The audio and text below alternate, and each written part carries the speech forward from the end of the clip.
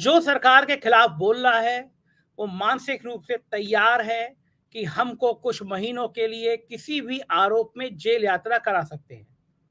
तो ऐसे कोई व्यक्ति नहीं है जो मानसिक रूप से तैयार नहीं हो कि उसे 5-6 महीने जेल में रहना है।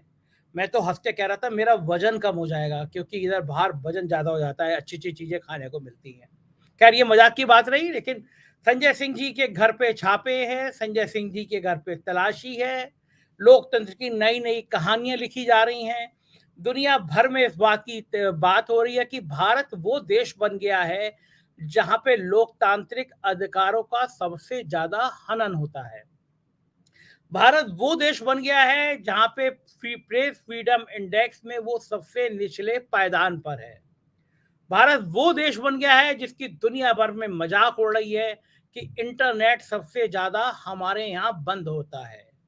भारत वो देश बन गया है जिसका एक राज जल रहा है, सैकड़ों लोगों की हत्याएं हो गई हैं, लेकिन हमारे प्रधानमंत्री जी के मुंह से, साहेब के मुंह से मणिपुर का मां नाम नहीं निकल रहा है। भारत वो देश बन गया है जो 10 साल बाद एक बिल पास करता है और कहता है ये चेक है, भुगेगा, भुगतान इसका होगा 10 साल बाद। महिला आरक्षण बिल हमने पास कर दिया 10 साल बाद होगा, जाति जनगणना कराई नहीं जिससे वो चेक बाउंस हो जाए। तो जाहिर है भारत एक ऐसा देश बन गया है जहां 800 किसान मर जाते हैं तब सरकार को लगता है कि ये बिल पास होने चाहिए। भारत वो देश बन गया है जहां के प्रधानमंत्री का झूठ बोलने में रिकॉर्ड बन गया है। वो 2014 में आके कहते हैं सबके खाते में 15 लाख रुपए आएंगे। वो 2014 में कहते हैं कि 2022 तक हर व्यक्ति के सर पर छत होगी। वो कहते हैं हर व्यक्ति को 2 करोड़ नौकरी हर साल मिलेगी, और वो ऐसी ना जाने कितनी बातें करते हैं। लेकिन अब बातों की जब कलई खुल रही है, जब संसद में संजय सिंह चिल्ला रहे हैं, संजय सिंह सीना तान के पूछ रहे हैं कि इन बातों का क्या हुआ, किसान आंदोलन पे संजय सिंह सीना तान के सवाल पूछ रहे हैं, संजय सिंह इन छापों पर बात कर रहे हैं, तो साहेब का गुस्सा लाजमी है, गुस्सा होना भी चाहिए। साहेब को लगता है कि जब उनकी पार्टी के सांसद, उनकी पार्टी के मंत्रियों की हैसियत नहीं है कि वो उनसे आंख में आंख मिला के बात करें, तो फिर ये संजय सिंह इन तेवरों में बात क्यों करते हैं। कल ही हमने संजय सिंह का इंटरव्यू चलाया था, उसमें भी उनके वो तेवर थे, महिला आरक्षण की वो पोल खोल रहे थे।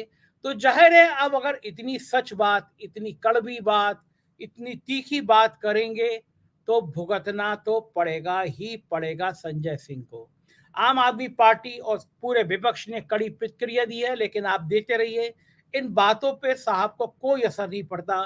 साहब इस दुनिया से नहीं दूसरी दुनिया से आए हैं। उनकी पार्टी के राष्ट्रीय अध्यक्ष उन्हें देवताओं का देवता कहते हैं, तो देवताओं पर ऐसा कोई असर नहीं पड़ता है। वंशराज जी, इतना ज्यादा डायलॉग बोलोगे, इतना ज्यादा गड़बड़ करोगे, शराब घोटाले में पैसे लोगे और ईडी के छापे भी नहीं पड़ेंगे। बीजेपी कह रही है इन्होंने शराब घोटाले में बहुत पैसे लिए और अब ये नैतिकता की बात कर रहे हैं। वंशराज जी। नमस्कार संजय जी, आपको और आपके दर्शकों को मेरा नमस्कार। देखिए, पहली चीज तो इस बात को हम सबको समझना पड़ेगा कि इस बार जो पाला पड़ा हुआ है नरेंद्र मोदी और भारतीय जनता पार्टी का, वो एक ऐसे शख्स से पड़ गया है जिससे मुझे नहीं लगता कि भारतीय जनता पार्टी और नरेंद्र मोदी जी किसी भी हद तक जाकर पार पाने वाले। क्योंकि संजय सिंह कटघरे में भले ही आए, लेकिन ये वो संजय सिंह है कि जिन्होंने 25 साल तक उत्तर प्रदेश के एक छोटे से जनपद सुल्तानपुर में सिर्फ रेहड़ी और ठेले वालों की लड़ाई लड़ी। मैं संजय भाई वही बता रहा था कि 25 साल तक, क्योंकि मैं भी उसी जनपद से हूं, तो मैंने बहुत बखूबी, बहुत नजदीकी से संजय सिंह जी को देखा है, सांसद जी को देखा है। तो मैं ये कह रहा हूं कि जब सांसद जी को जब उनको राज्यसभा का सदस्य बनाया गया तो वो अपना धर्म हर बार उन्होंने निभाया। आप सोचिए कि क्या संजय सिंह जी का गुनाह यह है कि मॉरिशस के अंदर एक ही पते पर 6 कंपनियां बनाकर अडानी की कंपनी में हिंदुस्तान के अंदर इन्वेस्ट कराया जाता है 42,000 करोड़ रुपए का, और उसमें वो संस्था भी शामिल है जो आतंकवादियों को फंडिंग करती है। और अगर इस पे संजय सिंह सवाल कर ले तो संजय सिंह बेगुनाह हो गए, संजय सिंह गुनाहगार हो गए। संजय सिंह अरुणाचल प्रदेश चूंकि हमारे देश का एक अभिन्न हिस्सा है, हमारा राज्य है, और चाइना उसको अपने मैप में दिखा रहा, दर्शा रहा है। संजय सिंह इस पे सवाल करें नरेंद्र मोदी से तो संजय सिंह गुनाहगार हो गए। मणिपुर के अंदर आपने वो बाइट देखी, आपने वो पूरा दृश्य देखा, किसी के आंखों से ओझल नहीं हो सकता कि कैसे 2 महिलाओं को नंगा करके परेड कराया गया और पूरे सदन से संजय सिंह जी को सस्पेंड कर दिया गया, पूरे सत्र से, और उसके आगे वाले सत्र से भी सस्पेंड कर दिया गया क्योंकि उन्होंने मणिपुर की महिलाओं का आवाज उठा दिया। किसानों का आंदोलन 1 साल चला, 600 से ज्यादा किसान शहीद हो गए। संजय सिंह ने माइक तोड़ दिया तो भाजपाई चिल्लाने लगे कि संजय सिंह तो अराजक हो गए हैं, ये माइक तोड़ रहे हैं। और वहां सड़कों पर ठंड में जो है किसानों की हड्डियां तोड़ी जा रही थी, तब भाजपाई बड़े साफ थे। तो संजय सिंह जी का ये गुनाह है। नोटबंदी हो, जीएसटी हो, यानी भारतीय जनता पार्टी नरेंद्र मोदी की तानाशाही के खिलाफ, नरेंद्र मोदी से महज 10 कदम दूर सदन के अंदर अगर मोदी अडानी भाई भाई ये नारा संजय सिंह जी लगा रहे हैं, जिसके पीछे तथ्य है, प्रमाण है, तो संजय सिंह गुनाहगार है। लेकिन देखिए, संजय सिंह एक ऐसे शख्स हैं जिन्होंने ईडी को आईना दिखाने का काम किया। ईडी के इतिहास में संजय भाई कभी ऐसा नहीं हुआ होगा, संजय भाई कभी नहीं हुआ होगा कि ईडी को भी एक सांसद चिट्ठी लिखकर, लीगल नोटिस भेजकर कह रहा है कि आपने मेरा नाम गलत छापा, नहीं तो इसको आप प्रमाणित करिए, और वही ईडी लिखित में माफी मांगने का काम कर रहा है।